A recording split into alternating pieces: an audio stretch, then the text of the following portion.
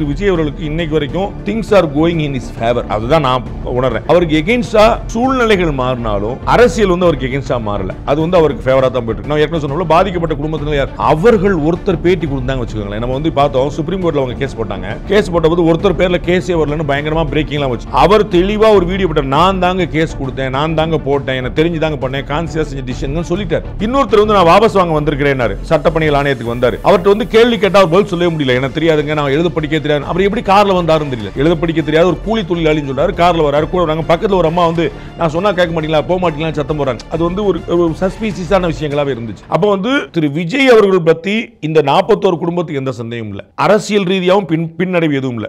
எதிர்க்கட்சிகள் ஆட்டோமேட்டிக்கா விமர்சனம் பண்ணுவாங்க. நீங்க வந்து நிக்கணும், போய் நிக்கணும்னு சொல்லுவாங்க. அதை பத்தி அவர் கவலைப்பட வேண்டியதில்லை, கவலைப்படவும் இல்லை. அதனால தான் இன்னும் ரியாக்ட் பண்ணல. திரு ஆதவ் அர்ஜுனாவோ, திரு நிர்மல்குமாரோ, திரு ஆனந்தோ, திரு விஜயோ இன்னும் 100 வீடியோ போட்டிருக்கலாம், 100 ட்வீட் போட்டிருக்கலாம், 100 கவுண்டர் பண்ணலாம். எதுவுமே சொல்ல பாருங்க.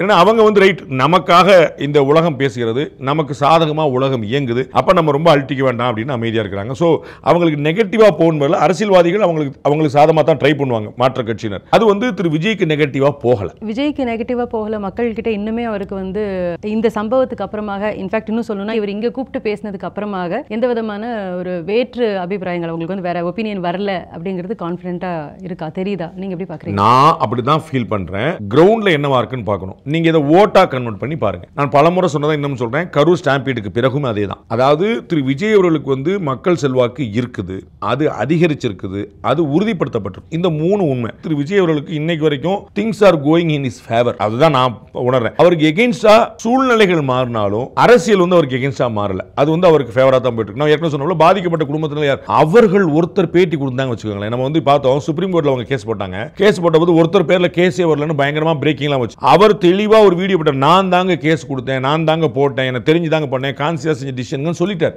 இன்னொருத்தர் நான் வாபஸ் வாங்க வந்திருக்கிறேன், சட்டப்பணிகள் ஆணையத்துக்கு வந்தாரு. அவர்கிட்ட கேள்வி கேட்டா பதில் சொல்லவே முடியல. எனக்கு தெரியாதுங்க, நான் எழுத படிக்க தெரியாது. அவர் எப்படி கார்ல வந்தாருன்னு தெரியல. எழுத படிக்க தெரியாது, ஒரு கூலி தொழிலாளின்னு சொல்றாரு. கார்ல வராரு, கூட வராங்க. பக்கத்துல ஒரு அம்மா நான் சொன்னா கேட்க மாட்டீங்களா, போக மாட்டீங்களா சத்தம் போறாங்க. அது ஒரு சஸ்பீசியஸான விஷயங்களாவே இருந்துச்சு. அப்ப திரு விஜய் அவர்கள் பத்தி இந்த 41 குடும்பத்துக்கு எந்த சந்தேகமும் இல்ல. அரசியல் ரீதியாகவும் பின்னடைவு எதுவும் இல்ல.